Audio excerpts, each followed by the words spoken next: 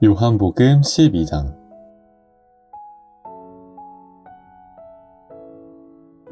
유월절 6일 전에 예수님께서는 나사로가 살고 있는 베다니로 가셨습니다.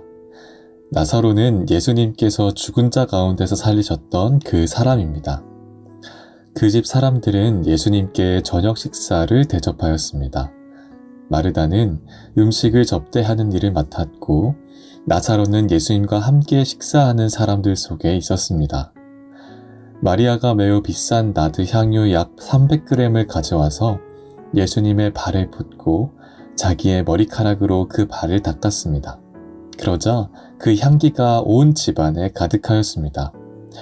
예수님의 제자 중 한 사람인 가룟 사람 유다가 그곳에 있었습니다. 그는 나중에 예수님을 배반할 사람이었습니다. 유다가 말했습니다. 이 향유를 팔아 그 돈을 가난한 사람들에게 나눠주는 것이 좋지 않은가? 이것은 300데나리온에 해당하는 값비싼 것인데 말이야. 그러나 유다가 정말로 가난한 사람들을 생각해서 이 말을 한 것은 아니었습니다. 그는 도둑이었기 때문에 이런 말을 한 것입니다.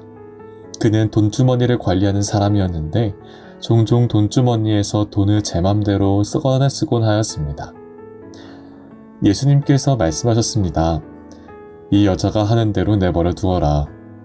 마리아는 내 장례를 치를 나를 위해 이 향유를 준비해둔 것이다. 가난한 사람들은 너희와 항상 함께 있겠지만 나는 너희와 항상 함께 있지는 않을 것이다. 유대인들이 예수님께서 베다니에 계시다는 소식을 들었습니다. 그래서 그들은 예수님만이 아니라 예수님께서 죽은 자 가운데서 살리신 나사로도 보려고 크게 무리를 지어 그곳으로 왔습니다. 그러자 대제사장들은 나사로까지 죽이려고 모의하였습니다. 이렇게 그들이 나사로를 죽이려고 하는 것은 나사로 때문에 많은 유대인이 예수님께 가서 그분을 믿었기 때문입니다. 다음날 유월절을 지키러 온 많은 무리들은 예수님께서 예루살렘으로 오신다는 소식을 들었습니다. 그들은 손에 종려나무 가지를 들고 예수님을 맞으러 나왔습니다. 그리고 외쳤습니다. 호산나! 주님의 이름으로 오시는 자에게 복이 있을 것이다. 이스라엘의 왕에게 복이 있을 것이다. 예수님께서는 어린 나귀를 발견하시고는 성경에 기록된 대로 그 위에 타셨습니다. 시온에 따라 두려워하지 마라. 보아라, 너의 왕이 오신다. 그분은 어린 나귀를 타셨다. 예수님의 제자들은 처음에 이 말씀을 깨닫지 못했습니다.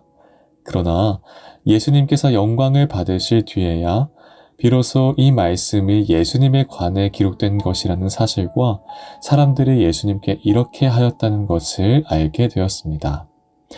예수님께서 나사로를 무덤 밖으로 불러내시고 그를 죽은 자 가운데서 다시 살리실 때 예수님과 함께 있던 많은 군중들은 계속해서 예수님께서 행하신 일을 증언하였습니다. 이처럼 많은 사람이 예수님께서 행하신 이 표적에 대한 소문을 들었기 때문에 예수님을 맞으러 나왔던 것입니다.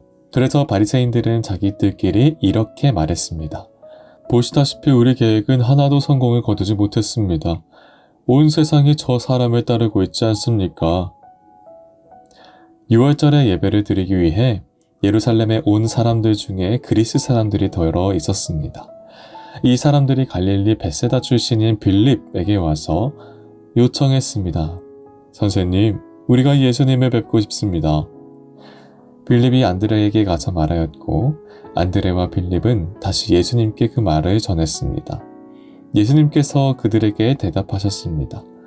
인자가 영광을 받을 때가 왔다. 내가 너희에게 진리를 말한다. 밀알이 땅에 떨어져 죽지 않으면 하나에 그대로 있지만 죽으면 많은 열매를 맺는 법이다. 자기 목숨을 사랑하는 사람은 목숨을 잃을 것이지만 이 세상에서 자기 목숨을 미워하는 사람은 영원히 목숨을 보존할 것이다. 누구든지 나를 섬기려면 나를 따르라. 내가 있는 곳에 나를 섬기는 사람도 있을 것이다. 나를 섬기는 사람은 내 아버지께서 높이실 것이다. 지금 내 마음이 무척 괴로우니 무슨 말을 하겠습니까? 아버지, 이 때를 벗어나게 해주십시오. 아닙니다. 나는 이 일 때문에 이 때에 온 것입니다.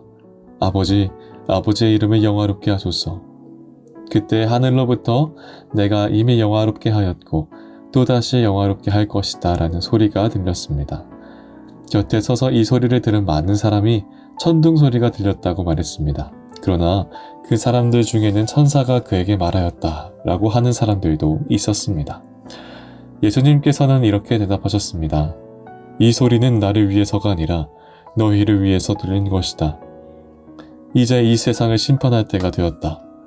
이제 이 세상의 통치자가 쫓겨날 것이다. 내가 땅에서 들려 올라가게 되면 나는 모든 사람을 내게로 이끌 것이다. 예수님께서 이런 말씀을 하신 것은 자신이 어떤 식으로 죽을 것인가를 보이려는 것이었습니다. 군중은 이 말을 듣자 이렇게 말했습니다. 우리는 율법에서 그리스도가 영원히 계실 것이라고 들었습니다. 그런데 당신은 어떻게 해서 인자가 들려야 한다고 말씀하십니까? 당신이 말씀하시는 인자란 도대체 누구입니까? 그러자 예수님께서 대답하셨습니다.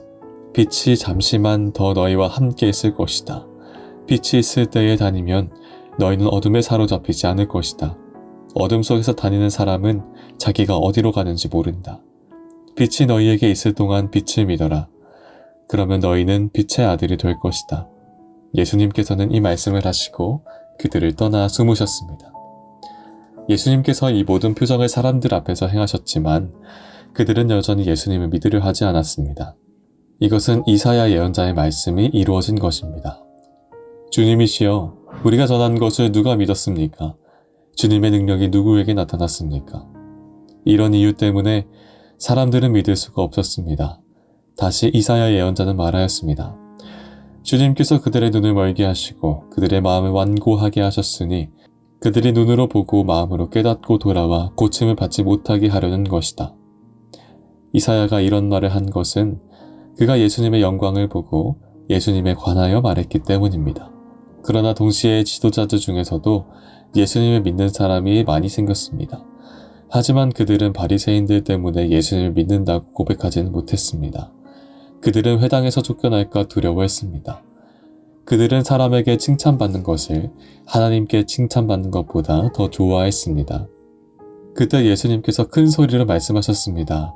나를 믿는 사람은 나를 믿는 것이 아니라 나를 보내신 분을 믿는 것이다. 나를 보는 사람은 나를 보내신 분을 보는 것이다. 나는 세상의 빛으로 왔다. 나를 믿는 사람은 누구든지 어둠 속에 머물지 않을 것이다. 내 말을 듣고 지키지 않는 사람이 있다 해도 내가 그 사람을 심판하지 않는다. 그것은 나는 세상을 심판하기 위해서가 아니라 구원하기 위해 왔기 때문이다. 나를 저버리고 내 말을 받아들이지 않는 사람을 심판하실 분이 계시다. 내가 한 이 말이 마지막 날에 그를 심판할 것이다. 내가 한 말은 내 스스로 한 말이 아니다. 나를 보내신 아버지께서 무슨 말을 해야 할지, 또 어떻게 말해야 할지를 내게 명령하셨다. 그리고 나는 그분이 하신 명령이 영생이라는 사실을 안다. 그러므로 내가 말하는 것은 무엇이든지 아버지께서 내게 그렇게 말하라고 말씀하신 것이다. 아멘.